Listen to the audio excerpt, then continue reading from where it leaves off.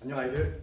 자, 오늘은 이제 시험 범위로 선정해놨던 18강 대한민국 정부 수립과 6.25 전쟁이라고 하는 부분을 온라인 수업으로 찍게 됐어요. 한 주 더 온라인 수업이 연장되에 따라서 시험 범위까지 모두 다 온라인 수업으로 진행할 거고, 지금 선생님이 아래쪽에 게시판 아래쪽에 아마 댓글을 글을 달아놓을 건데, 시험 범위와 관련된 내용, 그리고 또 실시간으로 혹시나 수업 중에 수업을 듣다가 궁금한 것이 있으면 물어보게끔 게시판 주소도 적어놓을 예정이에요. 그러니까 여러분들이 보시고 바로바로 쌤한테 질문을 하거나 아니면 여러 가지 사항에 대해서 의견이 있으면 의견을 주시기 바랍니다. 자, 그러면 오늘은 제 18강, 18강인데 19강에 있었네. 자, 네. 18강 대한민국 정부 수립과 6.25 전쟁이라고 하는 이제 일제강점기를 벗어나서 보통 한국사를 시대 구분할 때 현대라고 부르는 부분을 지금부터 보도록 할 거예요. 그래서 크게는 세 가지: 광복과 좌우 대립, 대한민국 정부 수립, 6.25 전쟁이라고 하는 1945년부터 1950년까지의 역사가 주로 담겨져 있는 내용이고, 아마 오프라인으로 수업했으면 여러 가지 영상이나 또는 사진 등을 보면서 조금 한 시간 만에 끝낼 수 없는 내용일 수도 있겠는데, 일단은 그리고 또 시험도 봐야 되니까 시험이 나올 만한 것들을 중심으로 해서 보도록 하고, 향후에 학교에 나오면 뭐 보거나 말하거나 아니면 서로 토의 토론하거나 할 수 있는 내용들이 있으면 같이 이야기를 해보도록 하겠습니다. 자, 그러면 처음부터 수능 들어있네요. 오늘 56일 남았나요? 네.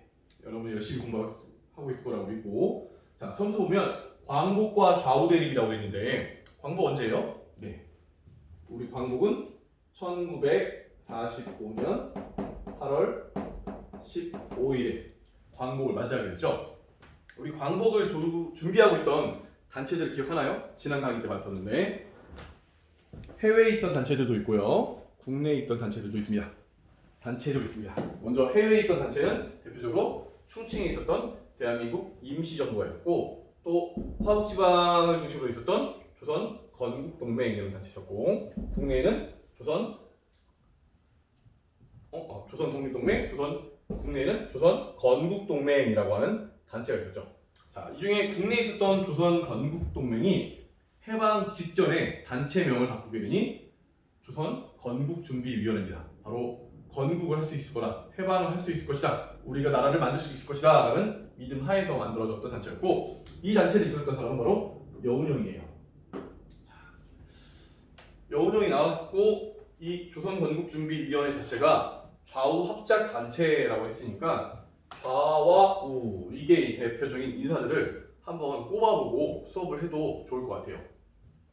자, 해방 당시 북한 같은 경우는 좌익 인사, 우익 인사를 따져보면 김일성이라는 사람도 당연히 있겠고, 무적, 김두봉 이런 사람들 전부 다 북한에서는 좌익 계열 인사였고, 반면에 이제 평양을 중심으로, 북한을 중심으로 활동했던 대표적인 우익 계열의 인사로는 조만식 선생님 같은 분이 있을 수 있을 것 같아요. 자, 하지만 우리가 남한 쪽에서 봐야 되니까, 반면에 남쪽 지역에서 주로 활동했던 인사들을 보면, 먼저 좌익 인사로는 박헌영이라는 사람이 있어요. 근데 보통 한국사에서는 이 좌쪽 계열, 사회주의 계열을 잘 보지 않기 때문에 공산당을 만들고 나중에 조선노동당을 만들고 남조선노동당을 만들었던 박헌영 같은 경우는 거의 배우지 않습니다. 그리고 좌측은 좌측인데 살짝 좌측으로 가는 중도 좌파 정도로 꼽고 있는 사람이 여운형이에요. 바로 저기 나와 있죠. 반면 중도 우파로 꼽고 있는 사람이 김규식이나, 아니면 여기 써져 있지 않지만 여운형과 함께 안재홍이라는 사람이 같이 좌우합작위원회를 만들어요. 건국준비위원회를 만들거든요. 그래서 안재홍도 중도 우파 정도에 해당할 수 있다고 볼 수 있고, 반면 우리가 많이 알고 있는 인물들이잖아요. 이승만이랄지 김구랄지 이런 분들은 우파 계열의 인물들이다라고 볼 수가 있을 것 같아요. 어쨌든 중도 좌우파가 중심이 돼서 조선 건국준비위원회를 만들었고, 패망하고 있었던 일본, 그리고 우리나라를 식민 지배였던 조선 총독부가 바로 여운형에게 맡겼다라고 알려지고 있습니다. 일본이 패망한 다음에 행정체제가 전부 다 무너질 경우에 큰 혼란이 일어날 거고, 본인들도 조선 총독부를 비롯한 일본 통치자들도 빠져나기가 어려울 것 같으니까 안정적인 치안 상태에서 빠져나가기 위해서 행정적인 권한을 여운형에게 많이 맡기려고 했다라고 알려져 있어요. 그래서 해방이 되고 직후에 전국에 조선건국준비위원회 지부들이 설치가 되고, 치안을 담당하기 위한 치안대도 조직되면서 사실상 하나의 정부로서의 역할을 주도하고 있었던 단체가 조선건국준비위원회입니다. 자, 그런데 상황이 바뀌어요.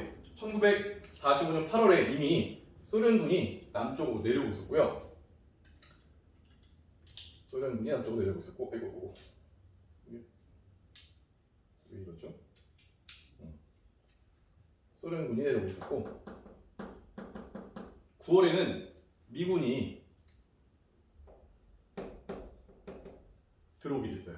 그리고 소련군과 미군이 상호간에 북진과 남진을 하면서 부딪히지 않기 위한 임의의 선을 하나 설정해 놨으니, 그 선이 바로 북위 38도를 기준으로 한 우리가 알고 있는 38선입니다. 38선이 이렇게 만들어지게 된 거죠. 그리고 북한 얘기는 우리가 지금 보려고 하는 내용이 아니니까 제외하고, 남쪽에서 본다면 미군은 들어와서 이제 우리가 통치하겠다라고 얘기를 해요.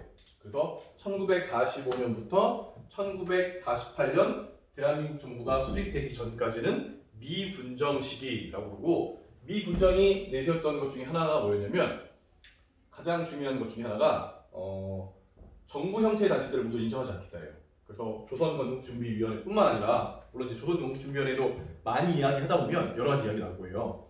보다 좌익 계열의 인물들이 장악을 하면서 우익 계열들의 인물들이 빠져나오게 되고, 조선건국준비위원회는 인민공화국이라는 이름으로 바꾸면서 보다 더 좌파 계열의 단체로서의 색깔을 많이 드러낸다, 이런 이야기도 있는데, 그런 얘기를 좀 떠나서 일단 미군정은 조선건국준비위원회도 인정하지 않았고, 인민공화국도 인정하지 않았고, 또한 충칭에서 활동하고 있었던 대한민국 임시정부도 역시 인정을 하지 않게 됩니다. 그래서 많이 알려져 있다시피 충칭에 있던 대한민국 임시정부의 인사들, 김구를 비롯한 이 인사들이 국내에 들어올 땐 망명정부의 인사로서 들어오는 것이 아니라 개인 자격으로 들어오게 됐다라고 알려져 있습니다.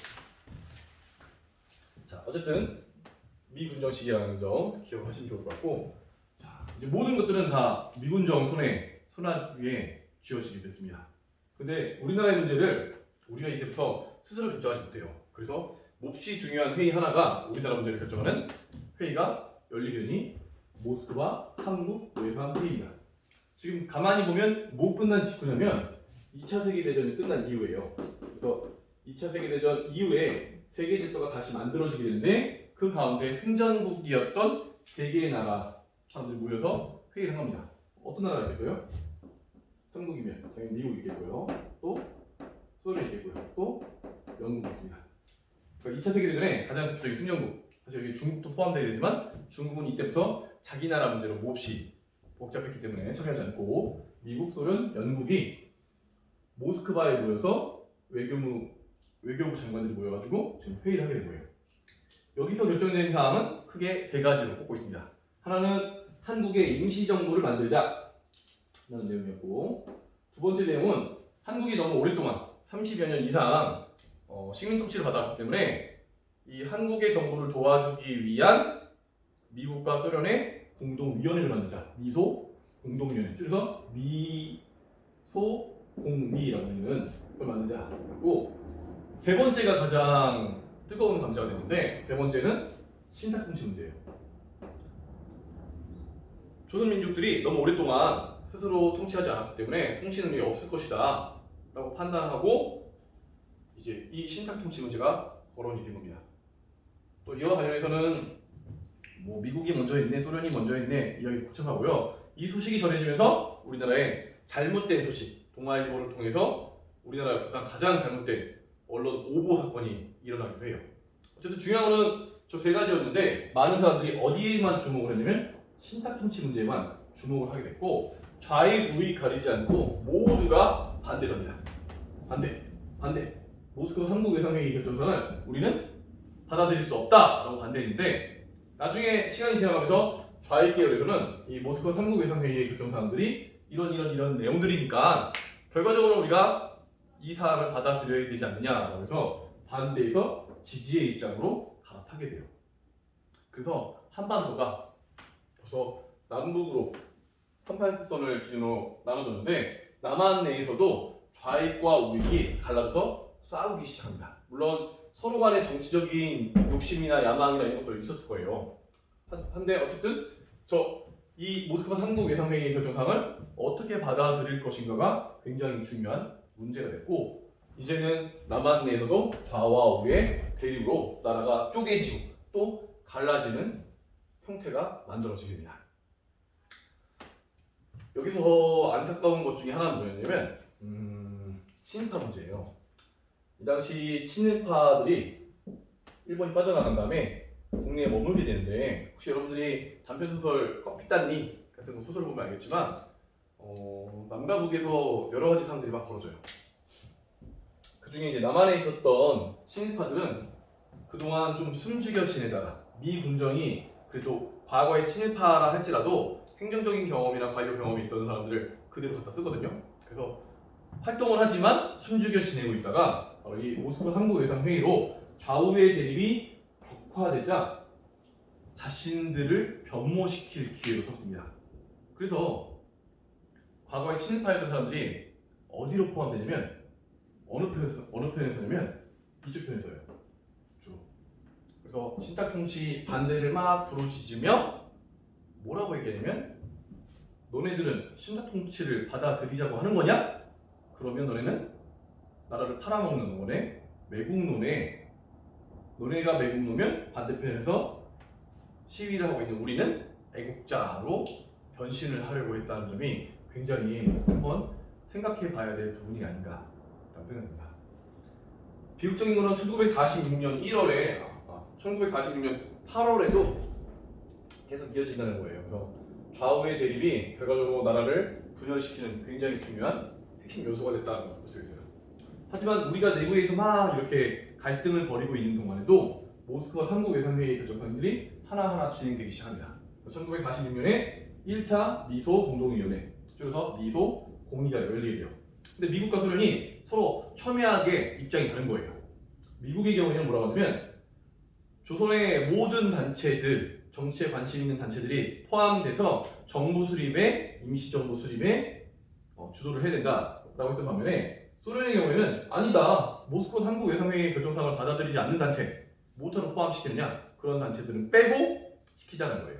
어떻게 보면 미국과 소련이 좌우의 색깔을 조금씩 보여주기 시작했다는 것도 이걸 통해서 볼 수 있어요. 어쨌든 대립이 심화됐기 때문에 미소공동위원회에서 결정사항을 내리지 못하고 일단 멈추기도 합니다. 1946년 초반이 되면, 5월이 되면 미소공동위원회가 휴회를 하면서 한반도의 문제가 어떻게 될지 정말 어두워진 상태였어요. 그런데 이때 누가 등장하냐면 이승만이 등장합니다.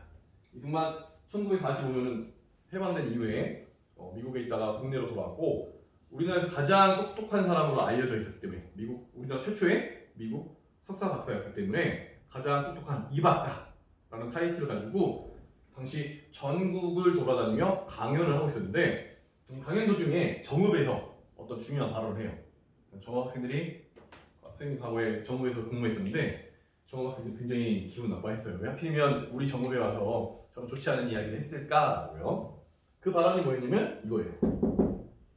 야, 우리가 지금 통합 정부를 만들어야 되는데, 지금 우리가 한 가지 생각했던 건 뭐냐면, 우리는 현재 남북한이 분단되어 있는 것이 너무 당연하잖아요. 왜냐면 여러분도 그렇고 선생님도 그렇고 다 분단 이후에 태어난 세대이기 때문에 이게 너무 당연했는데, 이 당시 1945년, 46년, 47년만 해도, 아니 그 이후 50년까지도 사람들의 생각에 이 38도선은 그냥 임의의 선이에요.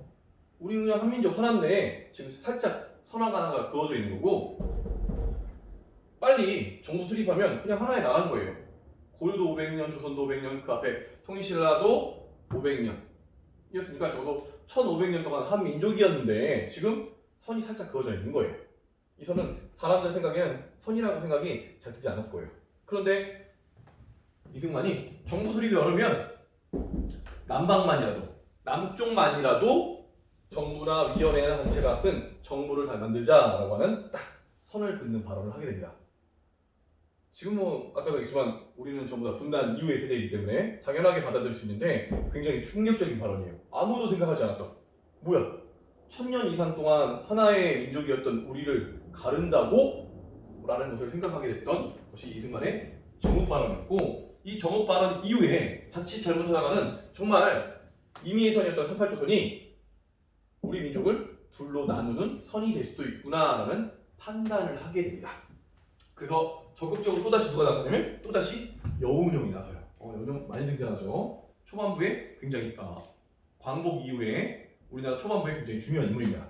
사실 이 당시에 바로 대통령이나 정치 지도자를 뽑았으면 1, 2, 3순위 안에 반드시 들어갔던 인물이 바로 여운형이었기 때문에 중요한 인물이에요. 이 여운형이 이대로 가다가는 안 된다. 좌와 우의 대립을 멈추고 하나로 합치자라고 하는 좌우합작위원회를 만듭니다. 그래서 좌우합작 운동이라고 부르는데 1946년부터 1947년까지 활동을 하게 돼요.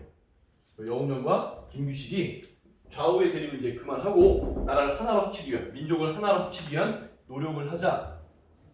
좌우합작 실원칙도 만들고 토지 계획도 하자, 반민족 행위자 처벌하자라는 것을 했는데 결과적으로는 처음에는 미군정의 지원을 받다가 1947년이 되면서 여운형도 암살을 당하고, 좌우합작위원회지만 사실은 중도 좌파와 중도 우파의 합작이었지 극좌, 극우 이렇게 보면 좀 안 되나요? 어쨌든 사실상 좌익과 우익이 모두 다 포함되지 않고 오히려 분열이 되어 있었기 때문에 이 운동은 실패로 돌아가게 되었다고 볼 수 있습니다.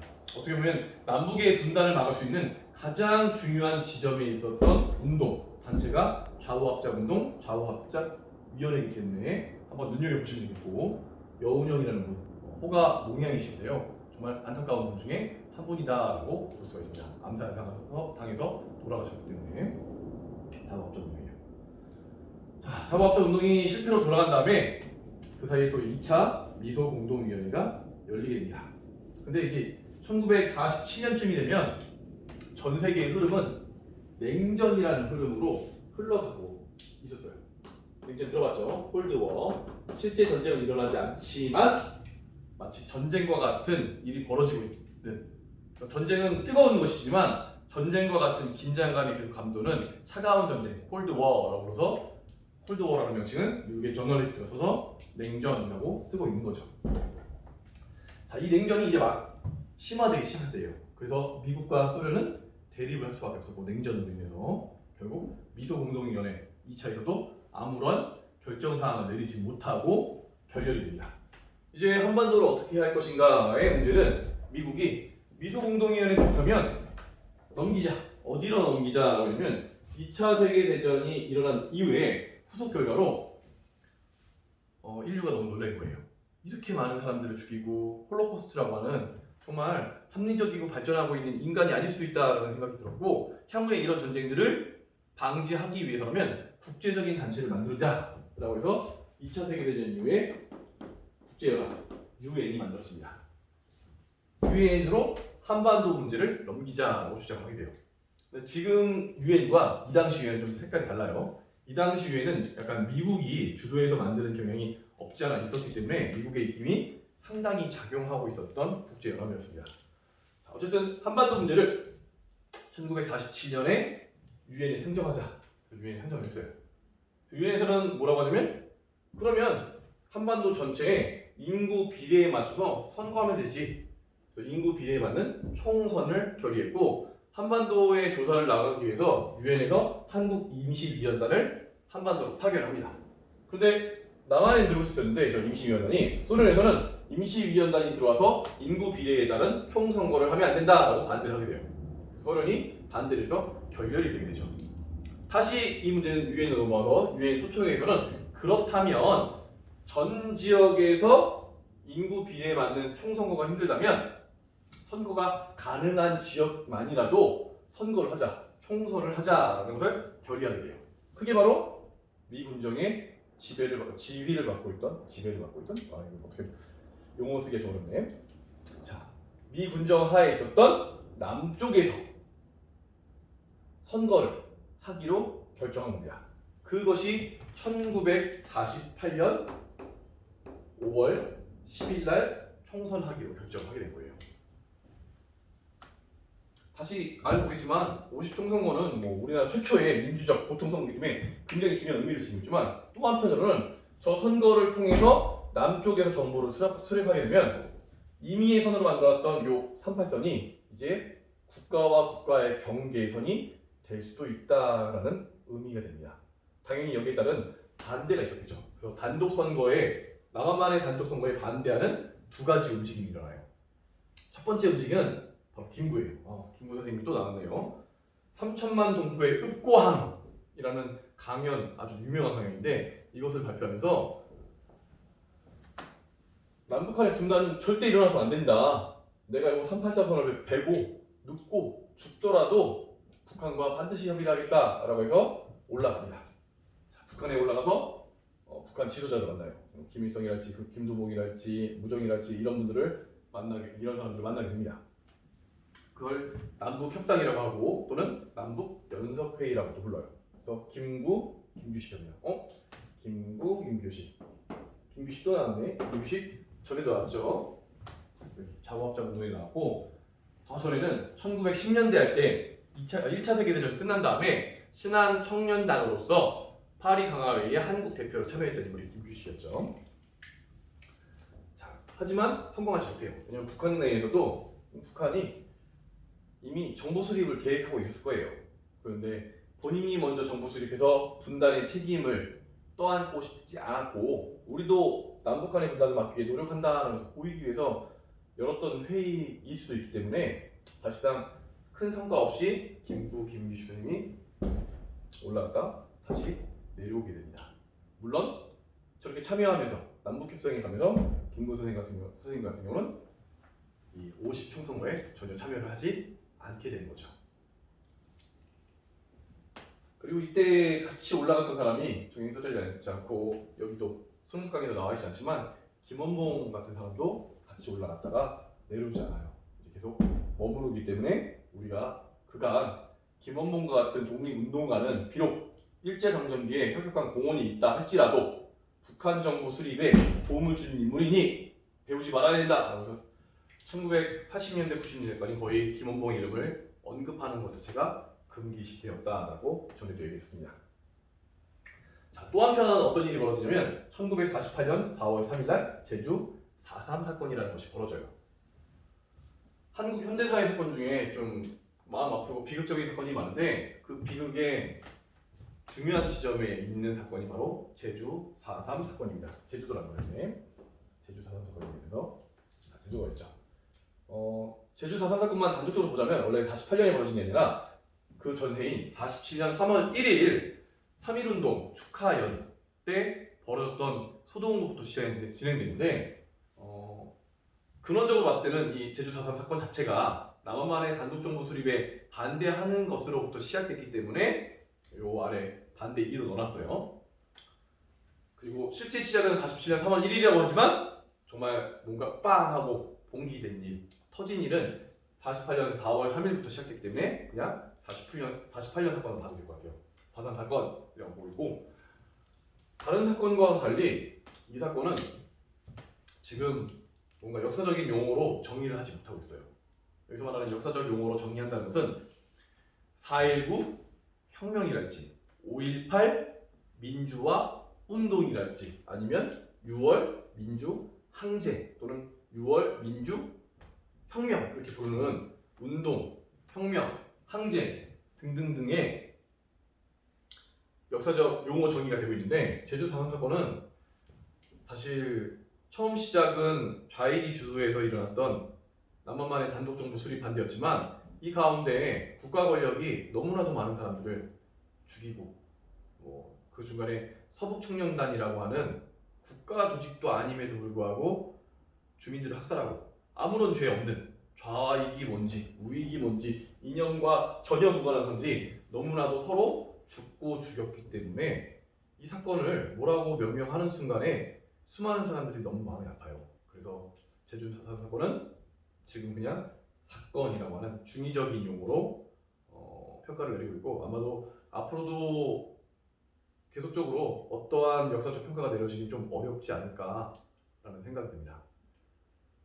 너무나도 큰 피해였거든요. 당시 제주 인구가 30만 명 정도 된다고 했는데 3만 명 정도가 죽었대요. 인구의 10분의 1이 죽은 거예요. 너무 큰 그리고 아픈 사건이었고, 이 제주 4.3 사건과 연관된 사건이 여수순천 10.19 사건들은 여수순천 반란 사건이라고 부르는데, 제주 4.3 사건에서 일어났던 당시 이제 4월 3일이라고 벌어졌지만 48년 4월 3일이라고 벌어졌지만 50년대 이후로까지 이어지거든요. 52년, 52년까지 이어지는데, 그 이후에 정부가 수립된 다음에, 정부가 이제 8월달에 수립될 거잖아요. 한 다음에 제주도에서 일어난, 당시 이승만 정부의 입장에서 봤을 때는 봉기, 반란을 진압하기 위한 목적으로 군인들을 파병시키려고 하는데, 바로 여수순천에 머물고 있던 군인들이었고, 당시 군인 내 좌파 세력 내지는 이에 반대하던 세력들이 여기에 동조하지 않으면서 반란을 일으킨 겁니다. 그래서 여수순천 반란 사건이라고 불러요. 역시 이 사건도 실제 반란에 적극적으로 참여한 사람도 피해를 입었지만, 그렇지 않고 그냥 아무런 관련이 없는 수많은 사람도 역시 피해를 받았기 때문에 이 사건도 역시 제주 4.3 사건과 함께 여수순천 사건이라고 보통 명명이 많이 되고 있습니다. 자, 어쨌든 대한민국 정부 수립을 앞두고 남한만의 단독 정부 수립은 안 된다라고 하는 대표적인 두 가지 반대 운동이 일어났다는 거예요. 하지만 이 반대 운동 끝에 결국 1948년 5월 10일 날 총선거를 합니다. 총선거니까 누굴 뽑는 선거겠어요? 대통령이 아니에요. 아직 법도 없었기 때문에 당시 어떤 형태의 정부가 될지에 대한 아무런 논의가 없었거든요. 그러면 이런 걸 하기 위해서 먼저 법을 만들어야겠죠. 그래서 법을 만드는 사람이 뭐예요? 입법부 사람들, 국회의원이죠. 바로 국회의원 선거입니다. 우리가 최초의 민주적 보통 비밀 투표도 하고 모두에게 투표권을 주는 선거예요. 그래서 혹자들은 우리나라의 민주주의는 약간 공짜로 주어진 것 같은 느낌이 든다는 얘기를 해요. 전 세계적으로 봤을 때 이런 투표권이 남녀 모두에게 주어지게 되는 것은 정말 수많은 사람들이 피를 흘려가면서 얻은 투쟁의 결과였는데, 우리나라는 갑자기 덜컥 모두가 총선거를 하게 된 겁니다. 그래서 선생님 개인적으로 좋아하는 작가 중에 유시민 작가 같은 사람은 후불제 민주주의라는 표현을 쓰기도 하더라고요. 어쨌든 우리나라 최초의 민주적 보통 선거를 하죠. 그래서 국회의원들을 선발하겠고, 이 국회의원들이 모여서 재헌 국회의원, 다른 국회의원과 달리 임기가 2년밖에 안 돼요. 지금 국회의원들은 임기 4년이잖아요. 지금 국회의원뿐만 아니라 계속 임기가 4년이었거든요. 그런데 임기 2년, 우리는 헌법만 만들고 해산이었던 국회의원이 재헌 국회의원이에요.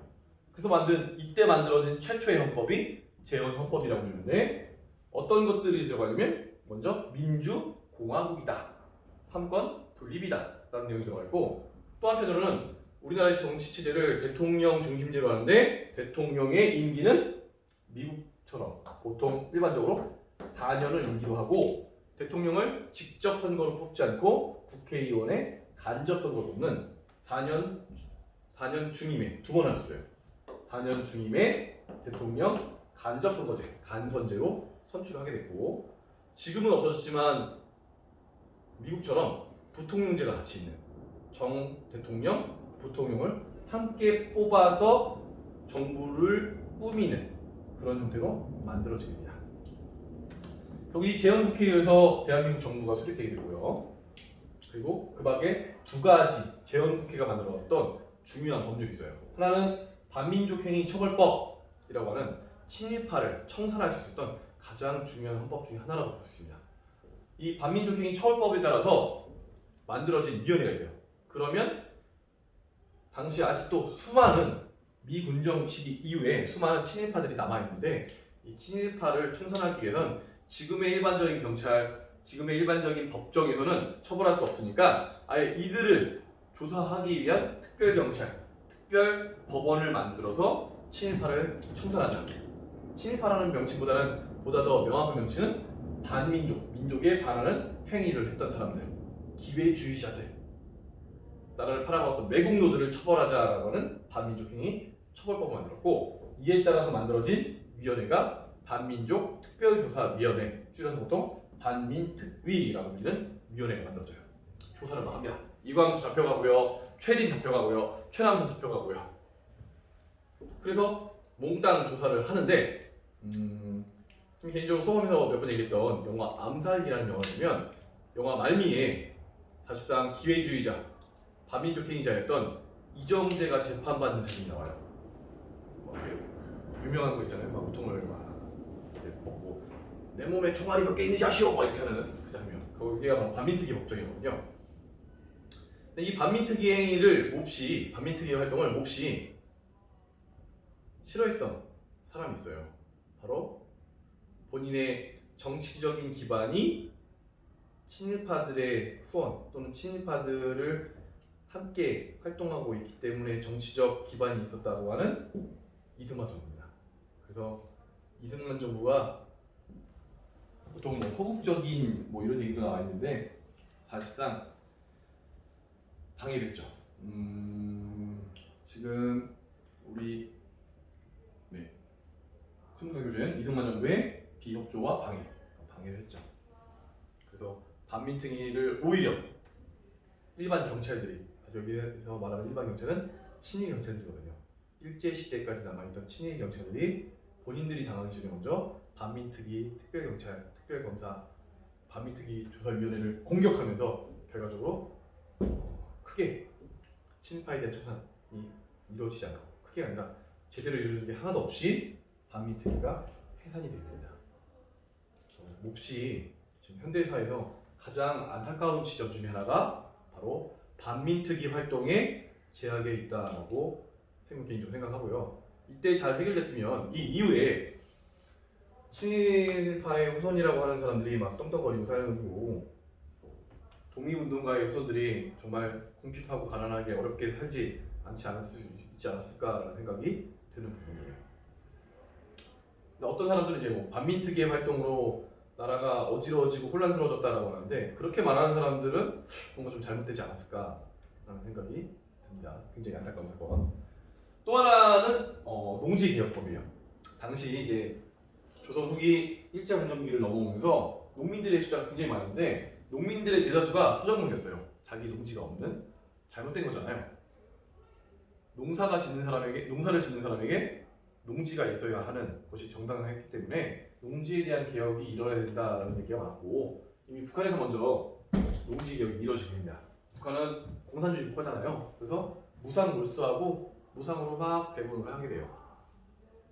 근데 이제 우리나라에서는 그렇게까지 할 수 없으니까, 우리나라는 공산주의 국가가 아니었기 때문에 유상배수, 정부에서 돈을 주고 농지를 사들여서 다시 농민들한테 일정 정도 나중에 곱씹고 대갚아라라고 하는 유상 배분 또는 유상 판매를 해가지고 농지 개혁을 이루게 됩니다. 그래서 자연농을 육성하게 됐던 내용이에요. 자연국회에 했던 세 가지, 대한민국 정부 수립에 있어서 중요한 역할을 했고, 반민족 행위 처벌법 만들었고, 농지 개혁법 만들었다라고 또 볼 수가 있습니다. 자, 그래서 48년 8월 15일이 되면 대한민국 정부 수립이 언제 되면 8월 15일 날이에요. 안타깝게도 반쪽짜리가 됐죠. 남북한이 38선을 경계해서 나뉘게 됐습니다. 그래서 남쪽에서는 우리 없었대요. 남쪽에서는 대한민국 정부가, 근데 마치 북한이 8월 15일이 우리가 정수를 회의하잖아요. 근데 9월 달에 기다렸다는 듯이 조선민주주의 인민공화국이라는 이름으로 정부를 수립하게 됩니다. 그래서 1948년 8월과 9월이 되면 남북한이 정말 38선을 경계로 정부가 나뉘게 된 거죠. 그래서 우리가 이렇게 남북한이 분단되어 있다는 것을 슬슬 당연시 여기게 되죠. 시작이 바로 1948년입니다.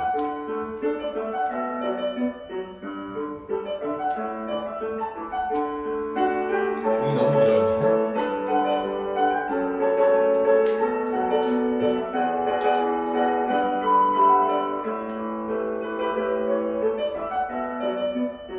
자, 그런데 여기에서 그냥 남북한 정부가 뭐냐면 이렇게 오랫동안 분단의 상황이 남아있지 않고 그리고 과거보다 지금은 훨씬 더 남북한의 관계가 좋아진 편이긴 하지만 여전히 많은 사람들 마음속에 서로 남북한이 서로를 미워하는 마음이 남아있게 된 원인은 바로 전쟁 때문이다라고 볼 수가 있을 것 같아요. 그래서 이 전쟁이 없었으면 남북한이 서로 간에 분단이 고착화되거나 아니면 서로에 대한 증오심이 확대되지 않았을 텐데 이 전쟁을 겪으면서 확대가 되겠죠. 6.25 전쟁의 시작은 1950년에 시작됩니다. 자, 아까도 얘기했지만 이제 전 세계적으로 봤을 때 시기는 이제 이런 시기예요. 냉전이 아주 고착화된 시기고 세계사나 동아시아사 배우면 알겠지만 1949년에 중국이 국민당과 공산당이라고 하는 좌우의 두 정부가 있었는데 싸우다가 공산당이 이기게 되고 국민당이 대만으로 도망을 하게 돼요. 그래서 1950년이라는 시점으로 봤을 때 전 세계에서 공산주의가 막 확산되던 시기였다라고 볼 수 있고 이에 따라서 미국을 중심으로 한 자유주의 진영에서는 이것을 막아야겠다라고 해서 서로 대립이 극대화되는 냉전의 시대가 도래하게 된 겁니다. 자, 전쟁이 일어나는 데 있어서 배경은 뭐가 있었냐? 전쟁이 일어나기 전에 매우 중요한 사건 중에 하나로 에치슨 선언이 있어요. 미국이 1945년부터 49년까지 계속적으로 전 세계에 걸쳐서 자유주의 진영의 대표자로서 활동을 하려고 하는데 좀 벅찼나 보죠. 그래서 미국 국무장관이었던 에치슨이 1950년 1월에 발표를 합니다. 우리 미국이 적극적으로 군사적인 개입을 하는 지역에 대한 것들을 설정하겠대요. 그러니까 이런 지역에 들어와서 공격이 당하면 미국이 직접 개입하겠다. 거꾸로 얘기하자면 이 지역을 벗어난 지역에서는 뭔가 군사적인 행위가 일어나도 미국이 크게 관여하지 않겠다는데 그것을 에치슨 선언에 의한 에치슨 라인이라고 하는데 그 라인이 동북아시아에서는 어딜 지나가냐면 여기를 지나가요. 일본과 오키나와 필리핀은 이 에치슨 라인 안쪽에 있는데 한반도나 대만과 같은 나라들은 에치슨 라인 밖에 있게 되는 거예요. 아까 얘기했던 것을 다시 말하면 밖에 있기 때문에 혹여나 남한의 대한민국 정부가 공격을 받더라도 미국이 참여하지 이것에 개입하지 않겠다라는 것에 신호가 될 수 있다는 거죠. 그런 신호로 읽은 사람이 북한의 김일성이에요. 우리가 만약에 공격해도 미국은 개입하지 않겠네? 그러면 중국에 가서 마오쩌둥을, 소련에 가서 스탈린을 만나서 전쟁을 일으키겠다라는 것을 이미 얘기하고 약속받고 지원받기로 한 것으로 보입니다. 그리고 결국 1950년 6월 25일이면 북한이 남침을 해 들어오게 되는 거죠. 굉장히 안타까운 것은 당시 정부가 큰 소리를 빵빵 치고 있었지만 그와는 반대로 전쟁의 준비가 제대로 되어 있지 않았기 때문에 전쟁 초반에 연전연패를 거듭합니다. 그래서 어디까지 빼앗기냐면 낙동강과 경상도 일대 지방 이 지역을 제외한 모든 지역을 전쟁에서 빼앗기게 돼요. 그래서 보통 낙동강을 중심으로 해서 한 방어선이다. 그래서 낙동강 방어선이라고 하는데 1950년 9월까지 이런 일이 벌어집니다. 근데 전쟁이 벌어지고 나서 미국이 이건 아니었다라고 판단을 하게 되고 본인이 스스로 여기에 참가를 하게 되면 소련도 참여하게 되고 미국과 소련이 다시 참여해서 전쟁이 벌어진다면 2차 세계대전이 끝난 지 5년밖에 안 됐는데 제3차 세계대전이 벌어질 수도 있는 위치에 처해지게 돼요. 그래서 미국은 유엔을 통해서 참전합니다. 그래서 전쟁에 참여하는 문제는 유엔군이죠. 8월 9월이 되면 유엔군이 참전을 하게 되고 미국을 중심으로 했던 이 유엔군의 참전에서 가장 중요한 역할을 했던 작전이 있었죠. 바로 인천 상륙작전이었습니다. 인천 지역부터 해가지고 여기까지 내려와 있던 북한군을 밀어내는 사건이죠. 그래서 인천 상륙작전 이후에 북으로 올라가기 시작해요. 북진으로 해서 10월이 되면 평양까지 그리고 11월이 되면 압록강까지 다다르게 됩니다. 오히려 거꾸로 6.25 전쟁이 발발한 직후에는 북진통일도 가능하겠네 라는 생각을 잠시나마 갖게 했던 시절이거든요. 그런데 10월에 당시 중국 국민당을 일원했던 중국 공산당은 이 전쟁에 참여하기로 결의하고 11월에 내려오기 시작합니다. 그래서 10월, 11월이 되면 중국군이 개입하면서 흥남부두에서 철수하는 사건, 그리고 시험지 자주 나온 것 중에 하나가 1951년 1월이 되면 1월 4일날 다시 서울을 빼앗기게 돼요. 1.4 후퇴라고 불러요. 그래서 인천 상륙작전으로 올라갔다가 중국군의 개입으로 내려왔다가 어디가 다시 밀리면 1.4 후퇴 때는 서울까지 빼앗겼다가 다시 3월이 되면 서울을 재수복을 하게 돼요. 그래서 6월이 되면 마치 전쟁이 벌어지기 전이었던 38선과 비슷한 선에서 계속적으로 싸움이 일어나게 됩니다. 그래서 이때부터 2년 동안 뭐 하냐면 정전 협상을 해요. 누구 하나 완벽하게 승전을 볼 수 없었기 때문에 미국에서도 전쟁으로 인한 막대한 예산적인 낭비가 있다라고 해서 반대했고, 북한도 어차피 남쪽으로 내려와서 통일을 시키려고 했던 자기네들 작전이 잘 되지 않았기 때문에 휴전하자라고 해서 2년 동안이나 휴전을 하게 됩니다. 물론 이 휴전 협상에 가장 반대했던 사람은 이승만 정부예요. 이렇게 하면 안 된다라고 해서 당시 국제협약을 어기는, 제네바 협정을 어기는 반공포로, 우리가 잡은 북한군 포로 안에 공산당을 싫어하는, 공산당이 반대하는 포로들이 있어. 반공포로. 원래 포로들은 나중에 전쟁이 끝나면서는 서로 교환을 하거나 돌려보내주는 것이 인권적으로 맞다라고 하는데, 반공포로는 북한에 가기 싫어하는 사람들이니까 남한에 풀어주겠어. 그래서 막 반공포로를 석방하는 등의 문제를 일으켜가지고 휴전을 어렵게 만들기도 했습니다. 하지만 끝내 결국 1953년 7월 27일이 되면 휴전이 돼요. 6.25 전쟁은 1950년 6월 25일 날 벌어져서 1953년 7월 27일에 끝이 나게 되는데, 이 전쟁의 양상을 가장 잘 보여주는 영화들이 있어요. 저는 개인적으로 좋아하는 영화는 태극기 휘날리며.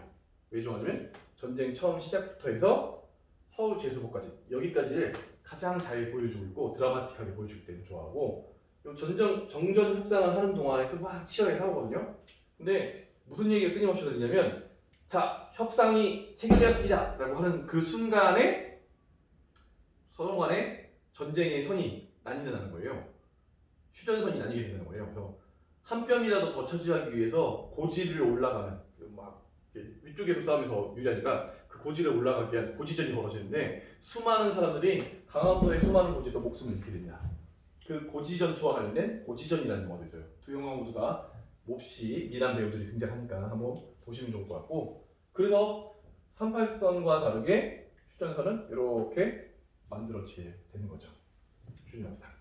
선생님 개인적으로는 지금 6.25 전쟁이라고 부르지만, 6.25 전쟁이라고 부르면 전쟁이 발발했던 시점만 보고 이 전쟁으로 일어났던 수많은 피해들, 남북한의 고착화, 서로 간의 증오심, 그리고 그 안에 있었던 수많은 민간인 피해가 잘 보이지 않으니까 북한이 6월 25일 날 쳐들어온 건 맞는 사실이니 전쟁의 명칭을 국제적으로 많이 쓰는 한국전쟁으로 바꾸는 것이 좋지 않을까라는 생각은 많이 하고 있어요.